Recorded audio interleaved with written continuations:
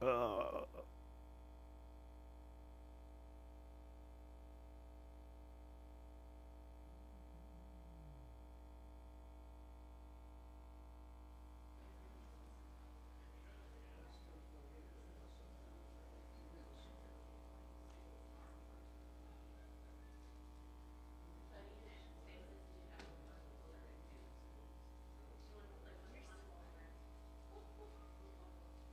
Good morning, Amy. How are you?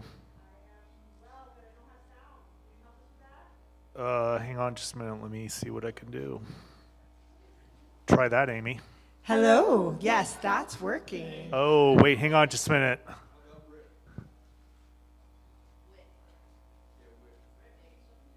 Thank you, Paige. I had the synthesizer going on. How was that?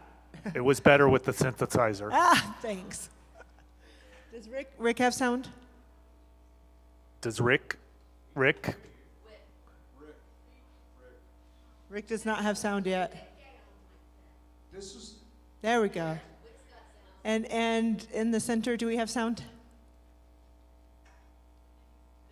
We should. Yes. Hello. Yeah. Thank you, Dale. Thank you, Dale. Stay there. Okay. So something that we've been doing at the beginning of the year, Stuart is in the tech room, for those of you who don't know him. Stuart, can you wave? We have some new people in the Hi in from the group. flight deck. Here I am. This is your captain speaking. We'll be traveling at a rate of speed that only God knows. So Stuart and I have covenanted with checking in about our New Year's intentions. And again, mine was to hold on to some clarity and to stay centered in the chaos around me as a mother of three and as a pastor of very lovely people, to learn to stay centered. And I confessed last week that I was frustrated with the pharmacist when I had a sick kid with strep throat and I did not handle that well, but I went back and I apologized, right? I found that centeredness. And so I'm happy to report, Stuart, that I've done a good job this week, or this past week, of recentering myself when something uncomfortable or discomforting comes my way. Acknowledging that, but going, okay, like I don't have to go off the rails with that piece of it. So maybe I learned from my experience with the poor pharmacist who was on the wrong side of me that day. So this last week you were more intentional, but how much clarity did you find in your intention this week? So I think I have a growing sense of clarity about what needs to happen with our family and with the church. And so for me, this practice is more about maintaining that clarity and then checking in, of course, with God to say this is still the direction that we need to go. So it's more right now of maintaining a sense of clarity than it is seeking it. And I think that is going well. And your list, how many things did you check off your list this week? 3 fewer than I added. But that's okay. Okay. And you, how is your intention going? Well, my intention was to start running, and on day 6, I felt a little kink in my giddy up, but I pushed through it, which was not a wise idea in hindsight. So tomorrow, under duress of my wife, and to find a doctor to find out is it actually strained and or torn my right knee meniscus. So don't be surprised if you see me on crutches by tomorrow afternoon and or Tuesday, Wednesday, somewhere. Going to physical therapy. Well, I was going to a chiropractor, yes, and my wife is done with that. Sarah is encouraging you in a new direction. So my intention is on pause right at the moment as I come to terms and realization that I am not 36, I am 56. Fair. And there's inner work that comes with that, right? So Amy, to pause this just in a different direction just a little bit, used to be a mystery around here at Morningstar. Okay. Serious mystery. But as we're talking about birthdays and the realization of my 56th year on this earth, Dale Yo celebrated 80 years yesterday. Oh, Dale. Happy birthday. It used to be that we would guess. We knew what day she was born, but we had no idea what year and or how old she was. For the longest time, it was a mystery around here at Morningstar. Until one year, which I think was a year or two ago, she blurted it out.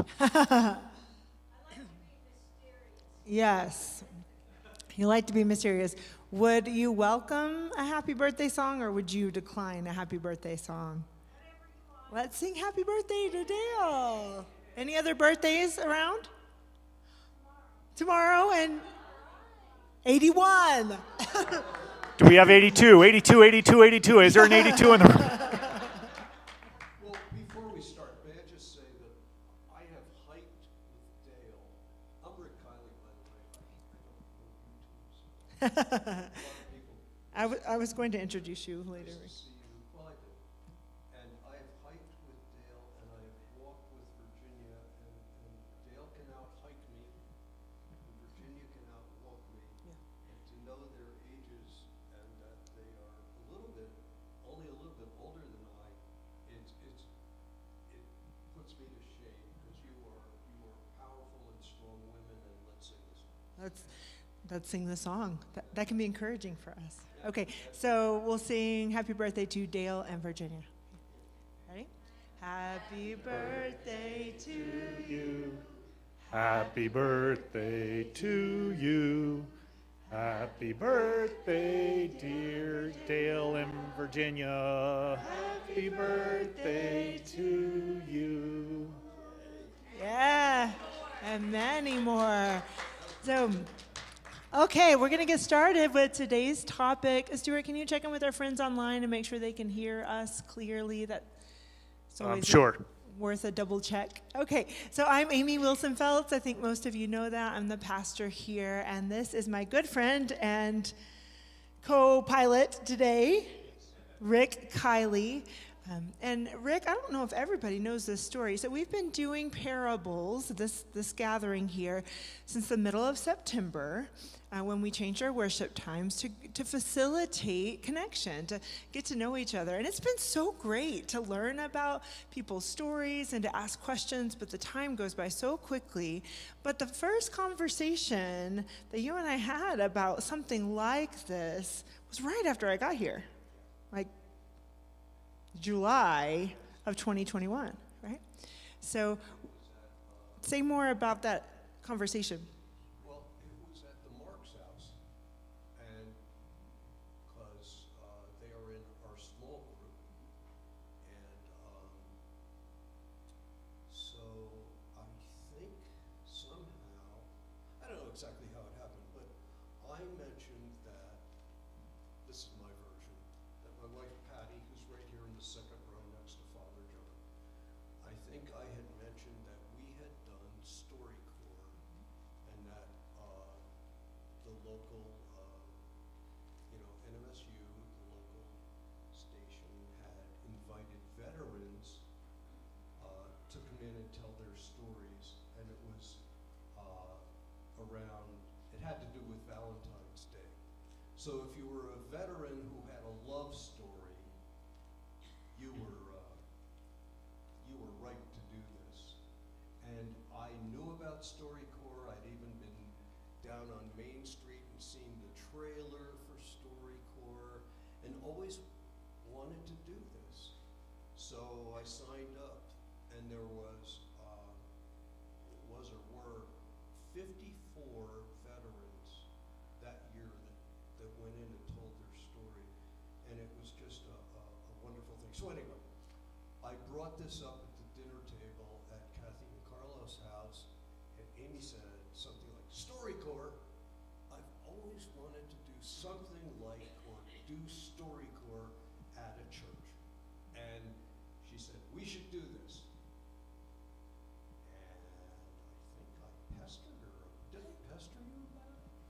For a few months, yeah. Yeah, and then I thought, this isn't going to happen, but if you know Amy, she forgets nothing.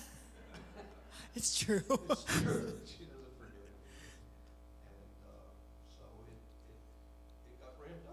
Yeah, so it's all about timing, right? And when we were making the changes to worship, we realized, well, this would be a perfect time to try something like this. And so Rick has worked with me with the staff to create a list of people to tell stories and to be interviewed. And just rest assured, we're going to get to everybody because it's important that we learn from each other. And I'm sad to say that we had Steve and Sue Georgie scheduled for today, but Sue is sick and Steve is not feeling well. It's not COVID, thankfully, but they decided to worship from home today, and we're glad that they have that option. So we will reschedule them. We will reschedule them. But we found this out yesterday. So in the midst of that, Friday. In the midst of that, Rick and I talked and decided that we would have a broader conversation with all of you. Now, we've done this a couple of times for different topics, and it's worked really well. So whether you've been to worship today or not, the topic is centered on invitation, the invitation that God gives us and the invitation that we're called to make to other people. And one of the things that I'll talk about in the sermon is the statistic that 80% of people who worship in a congregation like this one say they've been invited by someone at some point, either to that specific congregation or to begin worshiping in a congregation. And so I wondered, how'd y'all get here? What brought you here? Yeah, Dale. Oh, good, because if nobody got up, I was going to call on the birthday lady. I almost said girls, and that would be really... Oh, it's okay. Okay, birthday girls. All right. When I first moved here, it was in 2006, and I lived in the High Range Village Apartments for 6 months down the road there. And one day I was riding my bike around town, looking at stuff, and I rode down here. I got to here, and I saw this Methodist church, and I thought to myself, I've been a Methodist. I was raised a Methodist, and I was kind of looking for a church, and so it was, like it was on a weekday, and I walked in and talked to the people there, and then this was John Moore was here then, and so I came to church, and I stayed all 3 services, and I was hooked after that. Before you go, come back. Dale, come back. Come back to the mic. So you've been here now through John Moore. Yes. And then Travis. Travis and Ross. Then Ross and then me. Yep. Yeah. So what keeps you coming back? I don't know, things keep getting better. I mean, That's a good answer. Things change, but they seem to be always good. And so that's kind of what keeps me coming back. And also I've made friends here now. Yeah. You have a sense of community, and you're very Yes. active in a lot of ways. That's great. Could I follow up on the active? Of course. How do you, tell us how you serve here, because you do a lot. And you could just Well, I bullet kind point of it, get-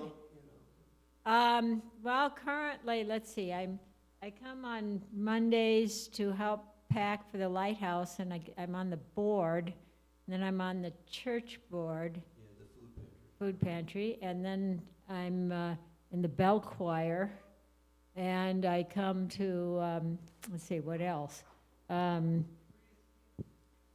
Reader's Theater, and the missions committee. Let's see. And the hiking group. Okay. The Bible Project and the hiking group, although I was going to ask Stuart who his knee doctor is, because I've had some knee problems. So I did a little hike, but my longer hiking has been postponed a little to see if they'll fix my knee or not. Okay. And then in the community, I'm active. I've been active actually since 1994 but not here, but in the League of Women Voters. I'm interested in providing impartial voting information and getting people to vote. So I'm voter service chair. I publish the voter's guide that they put out. And then I'm president of the Dyslexia Institute of Southern New Mexico. I'm a retired teacher, and so that the reading, I was a reading and Title I teacher, and that continues to, that was a way to continue my interest in reading that seemed useful. And those are my main things. Oh, that's great. And it's often true that service within a congregation translates to service in the greater community as well. So thank you for helping us make that connection. So who else? How did you get here? How'd you find out about Morningstar? What got you here and why do you stay? Alejandra?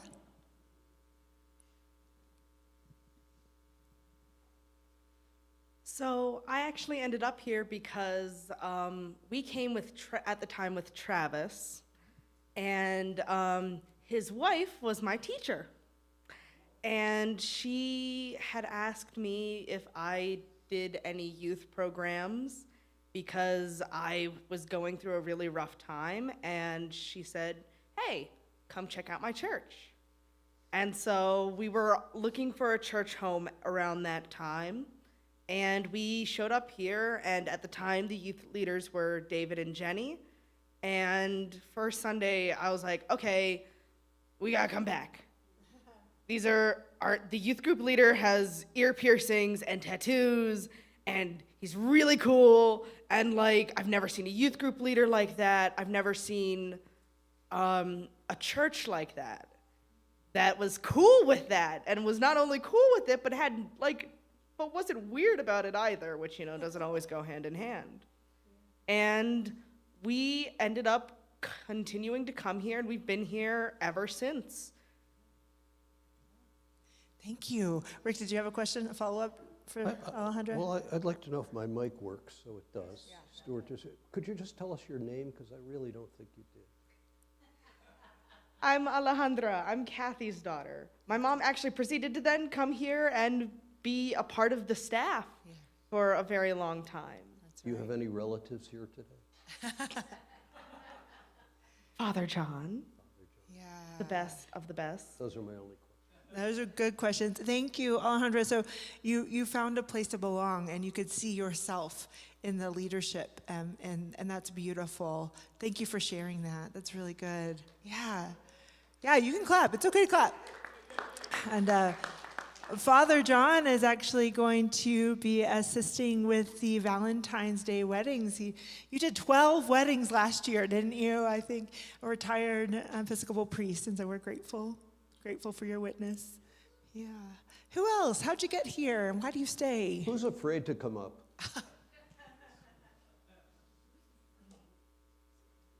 I'm staring.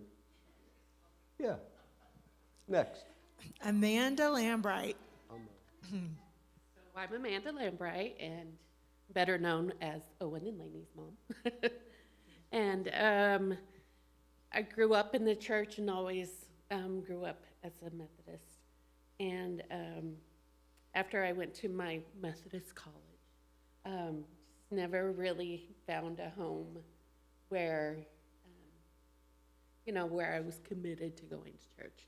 And then we moved here, and the kids were one, and I just decided I wanted them to have the life, that I had growing up, having a family of church where, everybody raises your kids together, where, we're all a community.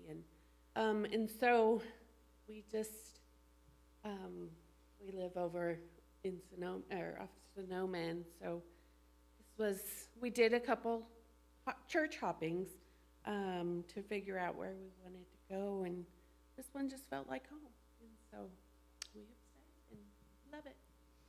We're glad that you have stayed. Amanda's actually working with Laura Talley and myself to care for our youth on Wednesday nights. So not only are you here, you're really digging into a wonderful and rich part of the community. And when she talks about raising kids together, y'all, that is definitely happening because my older kids are just a little bit older than Amanda's kids, and she's constantly helping me raise my kids.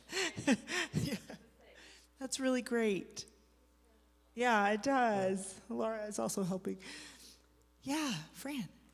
I was active in St. John's United Methodist Church in Albuquerque when I lived there, and found out I was going to be a grandmother, and so my son lived here. So, and after my mom passed away, I moved down here in 2002, exactly 1 month after Pastor John Moore had started as pastor here. So I've been here ever since. So I've been here 20, right? 2002, and so I got involved. But when I first came here, I don't live very far away, and I started checking out all the Methodist churches. I visited St. Paul's a couple of times. I visited University Methodist, and I visited here. And so I thought, well, I have to make a choice. And I love the facilities at St. Paul. I love the music there. They were really friendly at university, but the friendliest place was right here, and it was the closest to where I lived, and so this is where I chose to be. And so I got involved in the years. And during that time, it was really great to see the growth, because John Moore had just started here. He had only been here a month, and then just to see him through the years, I think he was here about 8 or 9 years. I think that's right. Yeah, I went to his ordination and all of that stuff, and watched his kids grow. Was in a praise band with him. He plays the guitar, Yeah. He played the guitar. Yeah. And I played the piano with the praise band, and I got involved here. But there's so many things to get involved in. Yeah. Here. There's so many things to choose from. Like the bell choir, choir, or the pantry. There's just so We many. encourage participation, There is for just sure. so many things. So, you can pick and choose. So there's a lot of things, So don't just sit on the sidelines and watch anybody else do it. Just, pick one and jump in and help out. That's good, Get Fran. into it, yes. Did you want to follow up, Rick? Do you have any questions for Fran? Not right now, Okay. this gentleman. Yeah, I think. Jeff. Jeff, we got Ulysses right behind you, and then you'll be next. We want to hear from both of you. I promise. Yeah, thank you. Good morning, everybody. My name is Ulysses Ontiveros. My wife Randy and I, it's our first time here. A bit better? Is that better? Yeah, you're Okay, good. little You're good. bit, Yeah. Ulysses and Randy, it's our first time here. Welcome. Thank you. You're very brave. Thank you for letting me stare you down. It's okay, sir. We're originally from El Paso, but we both went to New Mexico State, and then we decided to move back here to Las Cruces when I got a job in Lordsburg, New Mexico. So the commute was shorter than from El Paso to Lordsburg versus here to Lordsburg. Sure. But we have gone to several churches. We have 3 kids, and we thought it was important for them to grow up in faith. So we need that in our family, and I think every family needs that, the faith. So to us, we're kind of, it's one of the cornerstones of our family is faith. So we're looking for churches. We've been here for about 5 years, so we're not new to Las Cruces. We've been here for a while, but we don't have a regular routine. So now we're trying to establish a more regular routine. Thank you. Yes. She doesn't want to say. How did you find us? How did you find Morningstar? So we live up off Sonoma Ranch, and our girls go to Desert Hills. Desert Hills. Okay. So when we take them to school, we drive right in front of the church Yeah. every morning. Yeah. Yeah, we're on the way. See you guys twice a day, Monday Yeah. through Friday, during the school season. That's Yeah. so wonderful. Thank you for being willing to introduce yourself and let us know that you're here. Yeah. Questions, sir? Yeah, Rick, you got something? It's what I do. Okay. Thank you so Yes, much. thank you. Talk to us after. Yeah, we'll get you plugged in. Hi, So, Jeff. so for a first-time attendee to a charter member. That's right. Yeah. I got involved at Morningstar Church. I was very active at University Church, doing all kinds of things. And in our single Sunday school class, Steve James came over. He wasn't trying to recruit anybody, but he was saying he was going to start a new church. And I thought, well, that's interesting. And I was, I don't know how the word is, I'd done a lot of stuff, as I said, at University Church, but we had a new pastor, and he really wasn't interested in our singles or anything like that. At least I didn't think so. And I thought, well, I'll maybe try something different. The woman I was dating was really interested in saying, let's go to Morning Star Church.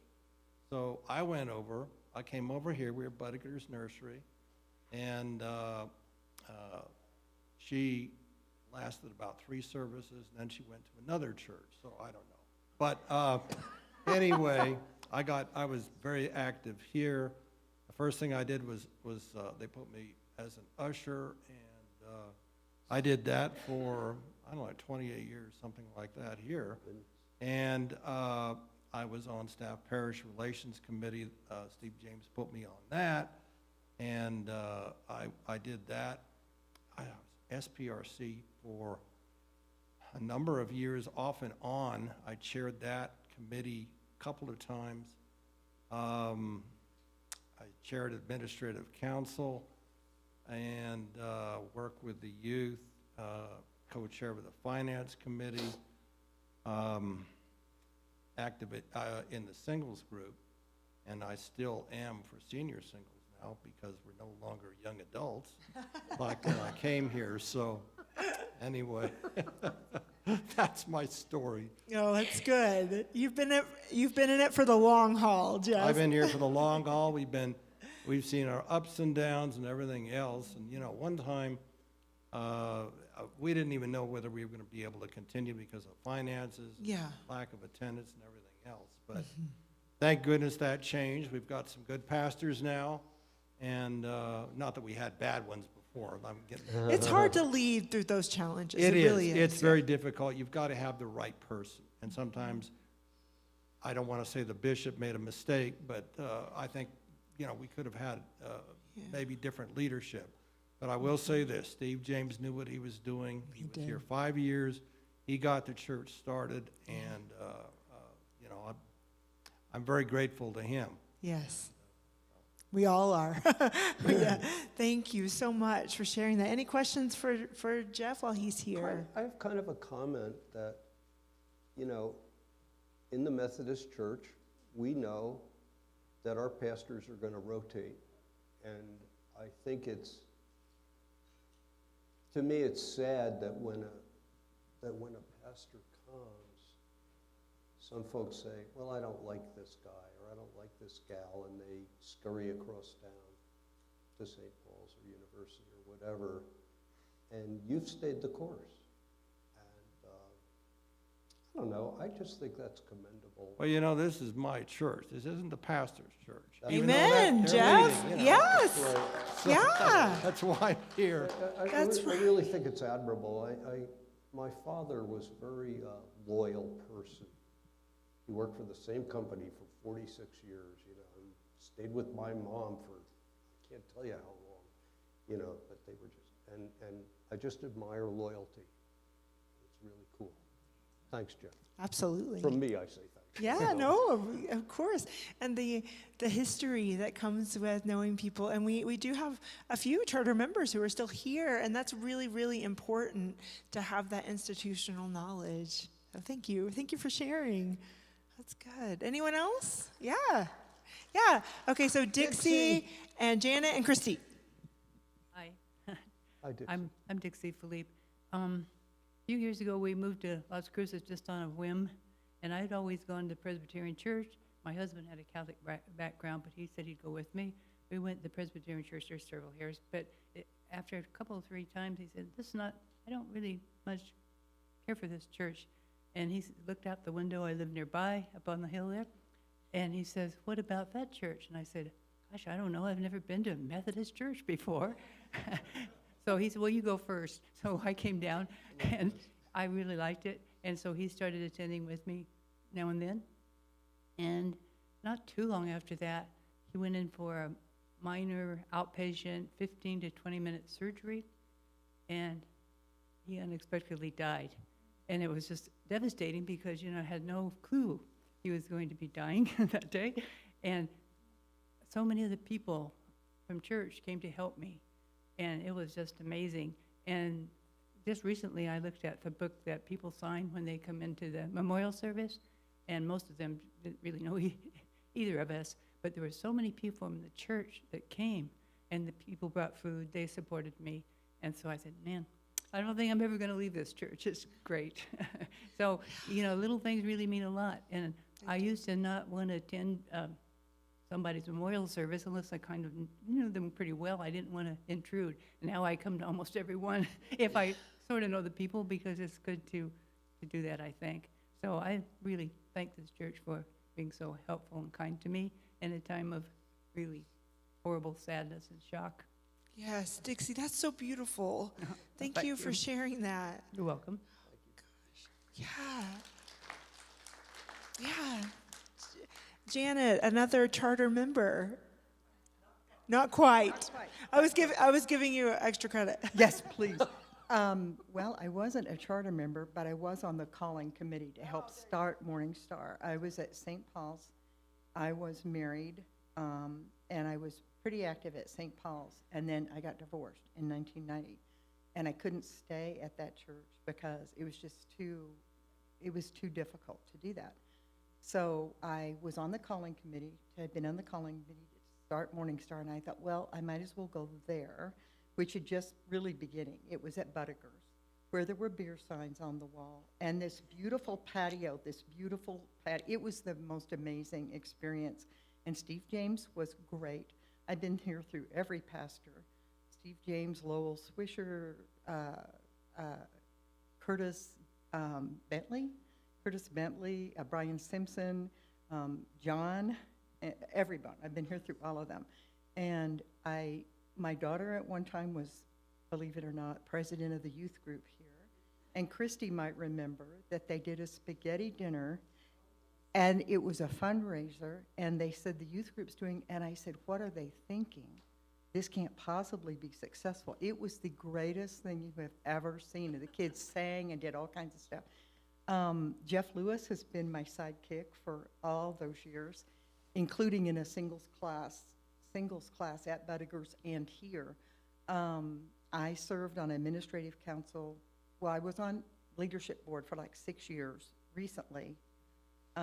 And when they put in there that my term expired in 2019, I said, no, I don't want to serve 1,000 more years, but thank you so much. So then I went off leadership board. I've done coordination of Dinners for 8 for years. I led the senior singles lunch group for years. Now about the only thing I do is the prayer concern email, which I love doing. I love greeting. I love meeting new people. And the reason I'm here is because the love that everybody has in this church. People have been so kind through so many difficult times in my life and in the life of my family that I just appreciate it so much. I love you all, and I won't ever leave. So there you go. We're glad of that. Excellent. So for the sake of time, I told you it goes so fast. Christy, why don't you jump up and have the last story, and then Rick, you can close us out with anything you have to share. Go ahead, Christy. You're up for it. Oh, well, could you for our online people? Yeah, because the online people can't hear without it. Thank you so much. Good morning, online people.